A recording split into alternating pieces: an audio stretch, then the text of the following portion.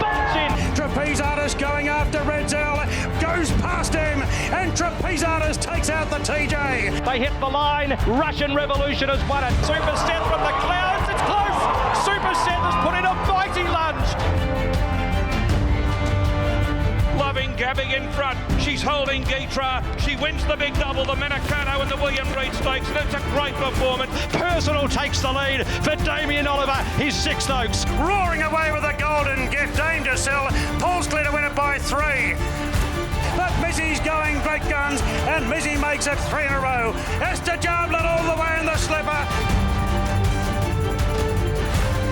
Southern Legend, it's a thrilling finish and a photo. Merchant Navy on the near side of City Light. They race up towards the line. City Light, Merchant Navy in a photo. Rocket Spade just in front. Rocket Spade, Milford in front, man. Rocket Spade won the derby. Down the inside, Rio Karori's trying to peg her back, but Run Fox Run wins it. Stronger in front. Skyfield slowly getting there, but the post is coming. Stronger, too much stronger. Stronger won the Centenary Sprint Cup. Bivouac grabbed by Exceedent, who drops them, and Exceedent on the corner. Aristia on the Oaks from Graceful Glamour. Sue Torrey won the Newmarket. Fun Star full of running, and she's the star filly for the Flight Stakes. Flying Artie's hit the front late in the race though. Flying Artie, too good, won it well. She's coming hard, Natoya, going to Probabeel, and Natoya got up to win it. In the Congo in front, Animo trying to go toe for toe. In the Congo kicks, and in the Congo won the Golden Rose. Scorched earth from Argentia, who's going to have a dip late. Wild Ruler at the Inferno. Wild Ruler just in front of the Inferno. Wild Ruler. 3-4 lengths in front. It's put a gap in them. Home Affairs has made a mess of them. Home Affairs digs in for the fight. And next, Nature Strip thrusting. Home Affairs, Nature Strip lunges. Photo finish. Home Affairs, I think, has just won from Nature Strip. The 3-year-old stands up in a sea of stars. Hello and welcome to this special Inglis Easter Yearling sale webinar looking at this stunning catalogue of 497 lots. The end of that hype reel fittingly showing Home Affairs. Well, this webinar will be concentrating on Easter Colts, and joining me for this discussion are 3 guests on a virtual panel. That's Chris Russell, or Rusty, our New South Wales Bloodstock Manager and Auctioneer here at Inglis, Ryan McEvoy, General Manager of Bloodstock at Rosemont Stud, and Bruce Slade of Kestrel Thoroughbreds. Welcome to everyone. Thanks for joining me. Hey, Jemma. Good day, gents. Thanks for having me. Good to see you all. I know a few of you, you've already arrived, everyone here on the grounds, and we're inspecting today, but we'll get straight into it. Rusty, starting with you. Look, we know the Inglis team completed a week of inspections in the Hunter Valley last week. We've had parades officially start here at Riverside today, but what's your overall take on the yearlings being offered here in 2022 at Inglis Easter? Yeah, it's been a great catalogue put together, Jem. I think the team here are very proud with the near 500 yearlings they've put together. We were lucky enough to get up to the Hunter last week, as you mentioned, for 4 days of inspections. So I think we saw about 2/3 of the catalogue last week. You know, the early drafts we've seen that are parading this week, and it's pretty much full swing today and be into it tomorrow. So I think we've got about 80 or 90 lots to go, but the quality from top to bottom is just outstanding. Yeah, as we come to expect every year. Ryan, you're with Rosemont Stud and obviously vendors and buyers at Easter, and late 2020 you formed the Victorian Alliance Rosemont Stud to target yearlings in order to secure future stallion prospects to stand in Victoria to support the Victorian industry. And you bought 4 colts at Easter last year, and so far 2 winners, including a stakes winner. Pretty good start. Yeah, it has been a nice start, Jem. You're looking at sort of around the corner and what's next, but yeah, certainly a really pleasing start for the partnership, and and a couple of Easter Colts that have have taken us to the races, and we had a nice Invincible colt called Hafey. He won his debut well and ran in the Diamond, and this week nice horse called Mullane who'll go to the size. So great start, and exciting. Yeah, that was that Mullane was sold through Sedgenho. We obviously have a relation this year, $1.15 million. It is nice to see them turn around and win a stakes race, and very early on in his career too. Yeah, I mean, Peter had the horse going really well, and he was sort of a Blue Diamond candidate. and just had a little hiccup where we just had to back off on him for a couple of weeks, which ultimately sort of ruled his Blue Diamond hopes out. But we got him back to the races basically the week after the Blue Diamond, and he was ultra impressive that day at Flemington. It takes a pretty good horse, I think, to win any race on debut, let alone a stakes race at Flemington. So, the big trainer has a little bit of air of confidence about him, I suppose, and it's a decent ask, I suppose, for any 2-year-old to go from 1,000 to 1,400 and 5 weeks in between runs. But he's got a good opinion of him, and I suppose they're all going to have to get through this slop on Saturday, which will be interesting. But yeah. Yeah, well, they're all running on the same surface. At least it's an even playing field in that regard. Yeah. Bruce, you're a bloodstock consultant. Obviously, I've been seeing you at the Easter sale since I first started attending back in 2015, 2016, and you've been to so many sales and on both sides of the fence, obviously with work through Newgate Farm, but primarily you spent a lot of time with Gay Waterhouse over the years, and you must have some fantastic memories at the Easter sale. Yeah, certainly, Gemma. I think, you're sort of getting around the grounds on the back of the terrific racing, which coincides at this time of year, and everyone's sort of in a nice festive mood with plenty of excitement around. And I must say, it dawned on me last year, sort of being back with Gay and Adrian on that side of the fence on the buying side, and sitting up there in the Inglis, in one of the Inglis boxes up there, bidding away with this just truly magnificent purpose-built auditorium with the lights on and Rusty ripping in on the rostrum. I just thought, how lucky are we? This is just the pinnacle in terms of what I want to do. It's the best bloodstock, people from all around the world, successful people from so many industries, all in this one place here at Inglis at Easter time, trying to buy and secure, horses to win the future big trophies and big money races. So it was just one of those sort of pinch yourself moments last year where I sat there and I thought, this is special, and we're very, very, so lucky to be part of it, aren't we? Obviously, Gay trains in the Congo, who was a graduate of this sale, Bruce. And I mean, it comes full circle, doesn't it, with Newgate? Obviously, Stallions on the roster going through the Inglis sales as well. You see some of their progeny starting to go through. Wild Rule, another one that has had his fee announced, that went through this sale too. Oh, for sure. And Tiger Malay, who's at stud this season, Deep Field, who's going to be on our roster for a very long time, and doing a fantastic job, and Flying Artie, already signed a Group 1 winner in his first crop. So, the Inglis Easter sale has been very, very good to us on the Newgate roster point of view, and obviously very good to Tulloch Lodge as well. Well, Rusty, Bruce labelled a couple there with the Easter Group 1 winning colts from this sale since 2018. We've had 28 individual Group 1 winners overall. But what are some of the colts that we can boast from the last few years coming through Easter? Yeah, as you mentioned, 16 Group 1 winning colts since 2018. And I suppose to sum it up, it's quality over quantity. Easter's the smallest select catalogue in the country, but with stats like that, it outperforms any other sale going around. So, mentioned in the Congo, Wild Ruler, a graduate of the sale, has just been announced by Newgate. We're seeing the first trapeze artists in the sale, the first the Autumn Suns, both graduates of the sale. So it does show you it is a happy hunting ground for those, the staying farms, and, I suppose the staying farms end up buying the horses off the track once people have had the fun with them. So yeah, it is a gold mine here for those good colts. Bruce, just back to you, because Russian Revolution has 3 in the sale this year, and he obviously stands on the Newgate roster and is also a graduate of this sale, being purchased by China Horse Club for $320,000 as a yearling. So have you gone around and had a look at those yearlings by him here? Yeah, I've arrived in this morning. I think I've seen 2 of the 3, Gem, and just really pleased. I mean, they're really, really athletic horses. Good temperamented horses, and obviously in Tulloch Lodge with Gay and Adrian, we've been very lucky to have his first Group 1 in colt, Rise of the Masses, and we also got another colt there that won last weekend, Russian Ronnie. So I think what sort of Gay and Adrian's feedback is, you sort of get stuck into them, you put the work into them, and they just eat more, work harder, and just keep improving. So really exciting. He's had 17 runners, 7 winners, 2 group winners. He's obviously been beaten a close margin, the Blue Diamond, of course. So he's doing a terrific job with small numbers, and we all know how hard it is. I mean, to get a 2-year-old to the Golden Slipper, there's 16 spots there for 12,000 thoroughbreds bred every year, and he had 3 of them. So he's doing a fantastic job, and like I say, with just 17 to run so far, hopefully there's plenty more to come.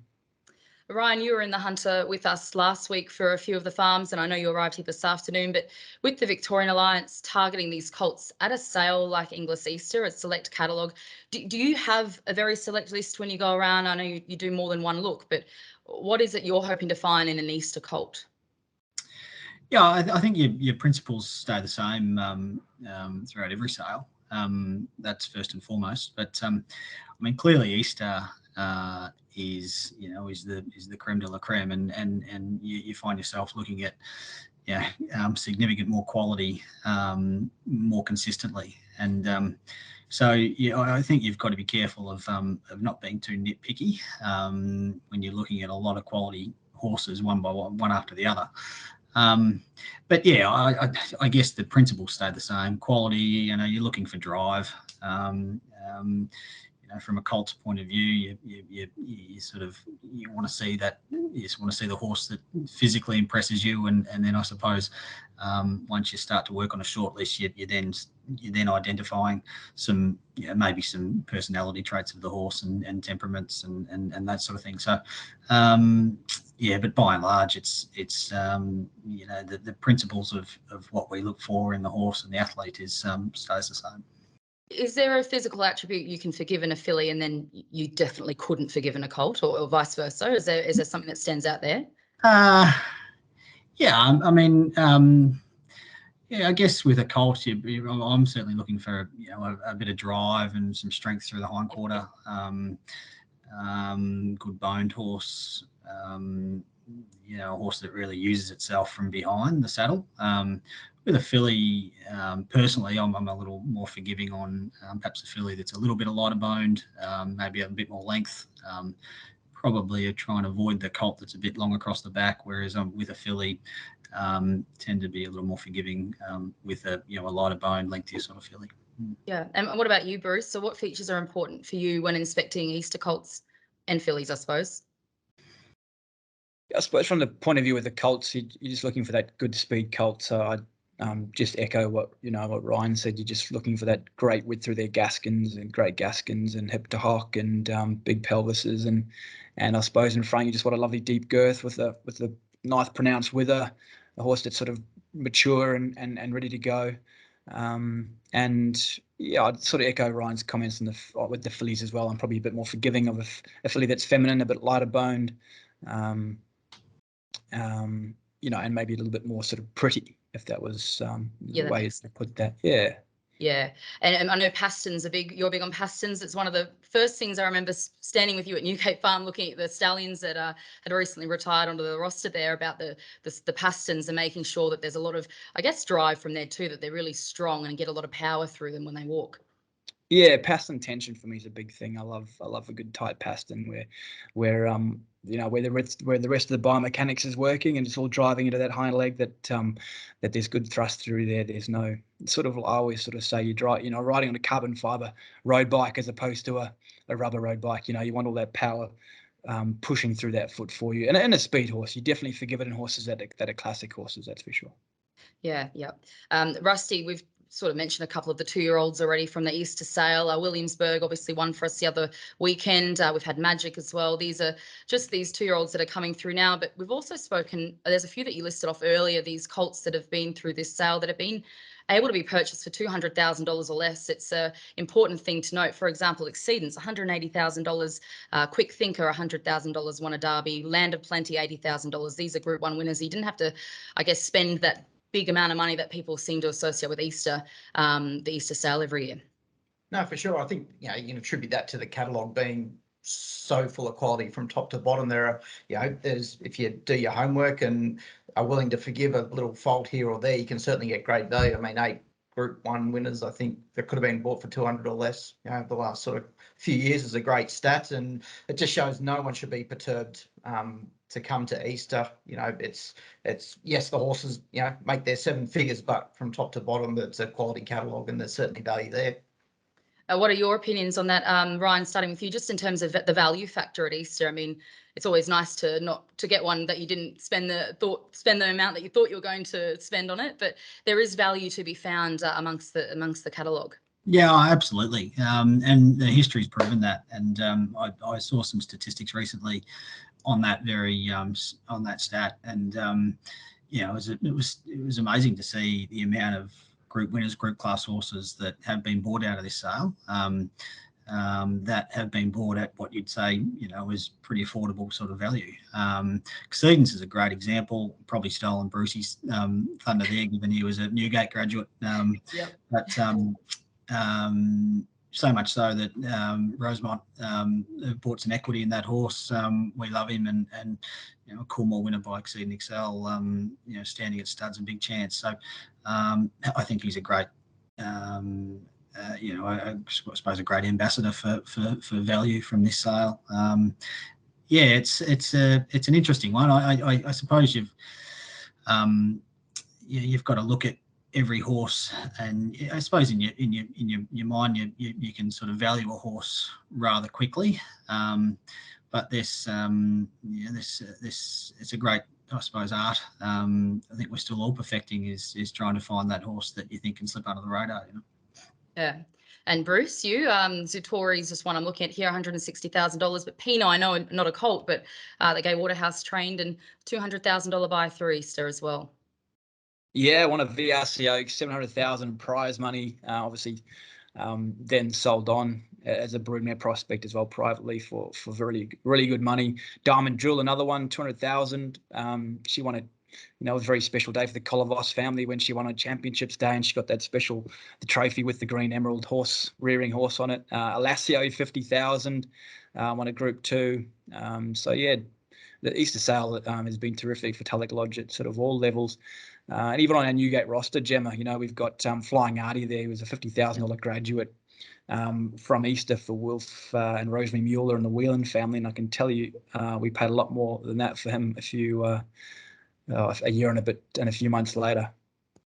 That answered the next question then, Bruce. I was going to ask if you had a favourite or standout purchase or graduate amongst the Easter experiences you've had, or are there too many to note? Oh no, I'd say recency is a great bias, isn't it? But I got a big kick at this year in the springtime with within the Congo winning the Golden Rose. I mean, it was just a combination of two people I work really, really closely with, Henry Field and Adrian Bott. A horse that obviously Henry selected and bought for the farm, and for Adrian there to win a big Group 1 with a good colt for two people I work closely with, and they're great friends of mine. That was really special. I'd say certainly in the Congo's fresh in my mind on that one, Jemma. Yep. And Ryan, you is recency a factor for your best, I guess, graduate or Easter memory? Yeah, I'm afraid it is. Look, Malane's obviously an exciting horse, and we're excited to see what he can do, over the next 12 months. So he unfortunately didn't slip through the cracks last year, and we had to flex. Fortunately, he looks like he's got the talent to match his profile, and hopefully we're sitting here in 12 months' time, Jemma, and we're feeling pretty good about ourselves on him. But he'd be one. It's a great way to start with the Victorian Alliance. And look, we've got the sibling going through, so I'm sure Rusty will be using Malane as a nice promotional tool there in the ring to encourage everyone to bid. We're looking for Macca, that's what we'll be doing. Yeah, I don't think Peter O'Brien needs any help there. Yeah, I was going to say. He's doing plenty of that around the inspections time when he was promoting then. Look, Bruce, are there any drafts you look forward to seeing every year? I mean, you've been coming to the sale for a long time, and I guess this sale, that Arrowfield everyone's going to have an impressive draft. Tyreel's got a great history here. Milburn Creek, John Muir. Are there any particular drafts you look forward to? Jimmy, I think if you've made it to this arena, like Inglis Easter is, like I said before, the pinnacle. We just get around every horse and see all the drafts, and I really mean that. Like, I think it's a great achievement just to be there, to be on complex this time of year with all these, an international group of bloodstock investors looking at your stock, I think it's great. So I think well done to everyone that's got a horse in the Easter sale. Ryan, I know you probably don't really want to single anyone out, but you turn up at the farms in the Hunter, then you see them again here. Are there drafts that have impressed you so far around the Hunter Valley, or that you look forward to seeing? Yeah, so I'll preface it by saying I still probably need to do another 30% of the catalogue. So we got through a fair bulk of that in the Hunter, which was great, and Inglis did a superb job in putting that tour together. Yeah, I mean, I would echo Bruce's comments. The horses look terrific, what I've seen. But if I had to single a couple of farms out, Sedgenow had a great draft, I thought. Really good lineup, special lineup of fillies. The old stomping ground at Widden, I think have got a good draft, and I think they've done a great job. So there are a couple that spring to mind. Beamer today impressed me. And I've sort of yet to do the big Arrowfield draft. So still working through it. Lucky enough to get out to Newgate last week, and like always, the team do a fantastic job there, and there's some proper quality to be found at Newgate too. So so they're just a few. But and hopefully the Rosemont horses stack up well. I think we've got a really nice draft of six horses there too. So. Well done getting that one in there. I wasn't sure if you'd remember. Rusty, look, the exciting thing for me, I think, this year is seeing a couple of these vendors sell at Easter for the first time. I spoke to Andrew Duneman last week. We've got a story going out on him, I think, tomorrow on Inglis. And I also ran into Dave Morrissey at a petrol station of all places in Scone. And I asked how he was feeling. He says, I'm really nervous. but I'm really excited to have my first ever Easter draft. Like, that's pretty incredible. And I guess it's such a feat for them too, isn't it? Oh, exactly. Like, as Bruce said, it's a real achievement to have a horse at Easter, but it's also important for people to realise it's not beyond the realms of imagination. I think, not every horse will come here and make 500,000. A large portion will make, 200 or below. We've actually got 6 vendors this year that are first time. As you mentioned, Ridgemont, this is their second sale, selling under their own banner. Dave Morrissey, he's been out on his own for a couple of years. Some other ones I wrote down, Parsons Creek, Sharon Sullivan, she's gone out on her own from Nurulin the last sort of 12 months. She's here. Michael Christian, his Longwood farms here, and Hayden from New Zealand. They were going to come over in the COVID year of 2020 and had to pull the pin, just the tyranny of distance to come across. So great to have them here with 3 nice horses. So 6 new drafts, and it's great to have these people support the sale. It's, people do sit back and think it's just for the big boys, but it's not the case all the time. Yes, so good to have the internationals back, running into a few of the buyers here that have flown in, and they're all very happy to be here in Sydney. Let's move on to just the stallion factor, I guess, with these Easter Colts. We've got yearlings by 60 individual sires at Easter this year. I guess, do any of you have a particular fondness or affinity with any of these proven brigades? So I speak of the Vinnies, the Schnitzels, Fastnet Rock, Written Tycoons, Piero. Starting with you, Ryan, is there any stallions there that you, I guess, you have that affinity with? Yeah, I do cop some flack from our team in the office, but I do have a soft spot for Zoo Star. Had a bit to do with him over the early course of his stud career, and fortunately we've been able to land on some success buying some of his progeny. So he is certainly a soft spot there. You can't help but not love the whole I'm Invincible story, and I love that, and like everyone else. So and Vinny's such an easy horse to the eye. They're so consistent. They're such good looking horses. So they're clearly the sort of a couple that spring to mind. And in terms of Russian Revolution is a horse that we're excited about. He's another horse that I think is stamping his stock really consistently, and he's got to be an exciting stallion to do what he's doing so early in his career. So so there's a couple, and whilst there's only a small number, I think we'll be impressed. The buyers will be impressed with the Seamus Awards that we've got a couple coming up, and good, strong style of horses, and looking forward to seeing how the market reacts to them, given how well he's going. The 5 Group 1 winners this season that he's had, Seamus Award? 5 winners of 5 Group 1 races, yeah. So yeah, he's had a great great season, and I suppose we're sort of tossing up some sort of what the number looks like this year, but but he's clearly going to be a terrific stallion for us for the next maybe the next 5 to 10 years. He's quite a young stallion. He's come in big books in the last few years, so he's certainly going the right way. But exciting times. Those are the emerging stallions as well you touched on, Bruce. Do you have a particular fondness or affinity with the Pierros? I mean, you worked very closely with him when he was racing at Tulloch Lodge. Yeah, really special racehorse, Gem, and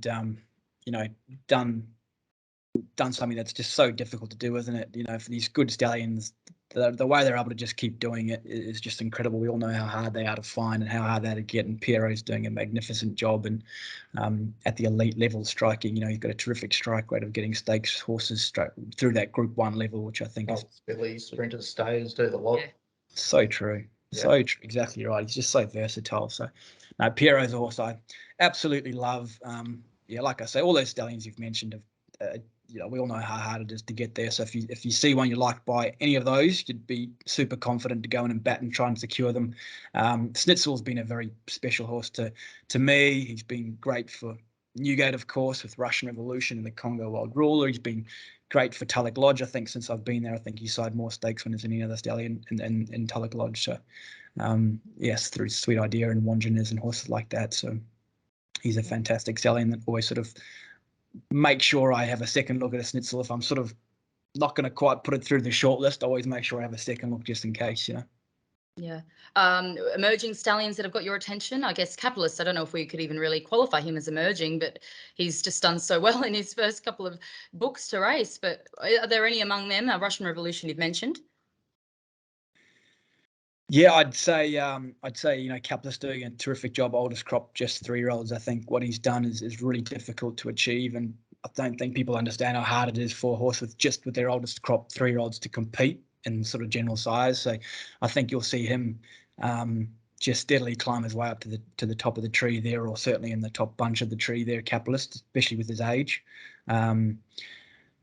Emerging, Seamus Award's a star. I think he's an absolute star. Like, his statistics are unbelievable, and he's a horse that's going to just get super commercial very quickly. I love a horse like Maurice. The data stuff that we look at, we've really been strong on Maurice this year. I think we've purchased 5 of them so far. I think he's at the makings of a really a good stallion in an Australian landscape for a while. For the future. So there's some there that I'd throw out there for everybody. Rusty, did you want to weigh in on emerging stallions, or is it too tricky from your position? Oh, no, it's a horse like the Autumn Sun's very intriguing for me. I mean, Arrowfield, this is always their sale. They, targeted heavily, and, they've given, he's obviously such a great racehorse. They've given him every opportunity with a great book of mares, and they've held some really nice ones back for Easter. So it was great to be up there last week and have a look at them and just throw some great types. A little bit the same with Widden Stud and Trapeze Artists. They've got some really nice trapezes in their draft. So, they're two that, they've probably got the two of the highest profiles of the first season boys at studs. So it's really good to see, a good number of them at Easter and the types that they are, because they're very consistent and, surely they'll run. Just have a couple more questions and we'll wrap up. But Fillies have played a fairly significant role in both your careers, Ryan and Bruce. But is there your criteria different? I think we've sort of covered this physically, but do you have a criteria that differs significantly when you consider Fillies versus Colts? I'm not just talking physically as well. Clearly. Clearly the number one thing for me with the Fillies, it's got to have that insurance policy of with the residual pedigree. So yeah. So that is that's a primary focus, I suppose, when we're assessing Fillies. But I guess we covered some of that. So those physical traits. I think Bruce made a good point earlier. You certainly want to see quality and prettiness in your filly, but first and foremost, I think it's imperative that when you're a breeding organisation like ourselves, that insurance policy is in place and the pedigree's there. Yeah. Yep. Well, just the last question for you then, quickly. Without using that term, we talk about residual value for a filly. Without using the term stallion potential, why buy a colt instead of a filly?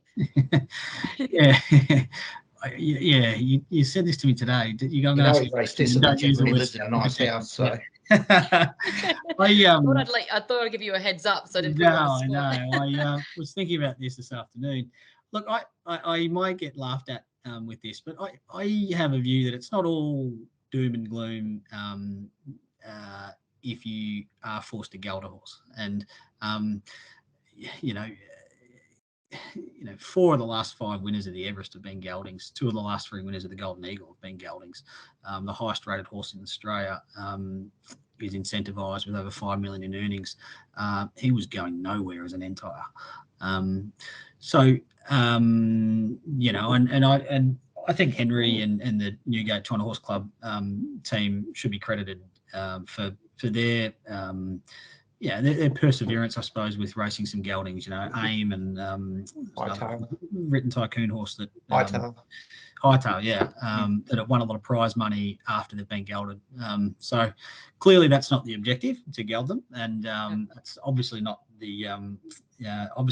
But one thing I would say is the strength and the health of the trade market is so strong. Prize money so strong, and clearly, as I said, recent history in the Everest and Golden Eagle, to name a couple of races, suggests that racing and gelding isn't all that bad. No, definitely not. Bruce, is that taking the words right out of your mouth to answer that question too? Why buy a Colt and Super filly? Yeah, I think that's spot on. They've got such a great secondary sort of market, especially with the prize money. As a secondary option, if you just miss the mark in terms of the stallion, which is so hard to do. If you just miss the mark there's still so much prize money to be won, and they've got so many trade options, including Inglis online digital. I think we sold a couple on there today we'd raced, that were gelded, and we still got good money. And of course, with all these highway and country and provincial trainers in such a position of strength too, they're horses that they'll chase as well. Yeah, I think that was a Construct that topped the sale today, but I'm Invincible, $110,000 on Inglis Digital. I'm looking forward to seeing you all here this week. Rusty, anything to add at the end? You got any horses that you can give away as some highlights that you're excited to see go through the ring, that you're excited to sell, being an auctioneer too? Yeah, it's a deep catalogue. Got about 90 horses left to see, but of the Colts, one that springs to mind is the full brother to Sunlight at Widden. I thought he was outstanding. Saw him up at the farm last week. We've spoken about the Half to Mullane, very nice horse. There's an I'm Invincible at Crestfield out of Egyptian Symbol. Fillies wise, there's a Sniffle out of Silence Edition at Arrowfield. She's a beautiful filly. A couple of Vinnies. Rude Awakening at Newgate. Nectarfar at Yarraman. Zoostar to Comprende at Widden. There's not a single doubt our Presskill at Arrowfield. Could go on and on. It's pretty exciting. Keen to get into it on Tuesday, Wednesday. All right. Well, thank you everyone for joining us. It was fantastic. Really great to speak to you all. And obviously I'll see you all here tomorrow, nice and early, 9 o'clock. What time are we all kicking off? Early. We need early to bed, you two. You got a lot of work to do. Yeah. No dinners tonight. No dinners tonight. Rossi and I have one. So we'll be here on time tomorrow.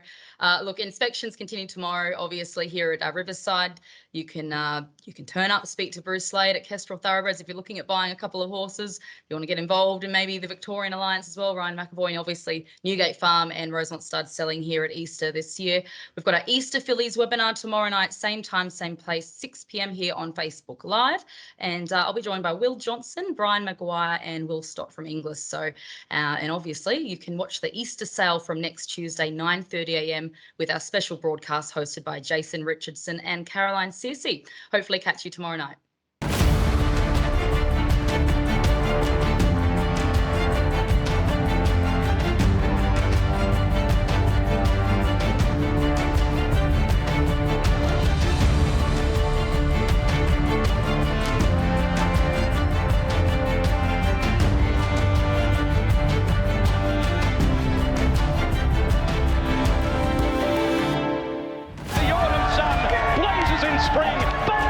Trapeze Artist going after Red Zell, goes past him, and Trapeze Artist takes out the TJ. They hit the line. Russian Revolution has won it. Super Seth from the clouds. It's close. Super Seth has put in a mighty lunge. Loving jabbing in front. She's holding Geitra. She wins the big double, the Menacano and the William Reid Stakes. And it's a great performance. Personal takes the lead for Damien Oliver, his Sixth Oaks. Roaring away with the golden gift, Dame to Sell. Paul's clear to win it by 3. But Missy's going great guns, and Missy makes it 3 in a row. Esther Jablet all the way in the slipper. Southern Legend, it's a thrilling finish. End of photo. Merchant Navy on the near side of City Light. They race up towards the line. City Light, Merchant Navy in a photo. Rocket Spade's just in front. Rocket Spade, Milford in front, man. Rocket Spade won the derby. Down the inside, Rio Karori's trying to peg her back, but Run Fox Run wins it. Stronger in front. Skyfield slowly getting there, but the post is coming. Stronger, too much stronger. Stronger won the Centenary Sprint Cup. Bivouac grabbed by Exceedent, who drops them, and Exceedent on the corner. Aristia on the Oaks from Graceful Glamour. Sue Torrey won the Newmarket. Fun Star full of running, and she's the star filly for the Flight Stakes. Flying Artie's hit the front late in the race though. Flying Artie, too good, won it well. She's coming hard, Natoya, going to Probabeel, and Natoya got up to win it. In the Congo in front, Animo trying to go toe for toe. In the Congo kicks, and in the Congo won the Golden Rose. Scorched earth from Argentia, who's going to have a dip late. Wild Ruler at the Inferno. Wild Ruler just in front of the Inferno. Wild Ruler. 3-4 lengths in front. It's put a gap in them. Home Affairs has made a mess of them. Home Affairs digs in for the fight. And next, Nature Strip thrusting. Home Affairs, Nature Strip lunges. Photo finish. Home Affairs, I think, has just won from Nature Strip. The 3-year-old stands up in a sea of stars.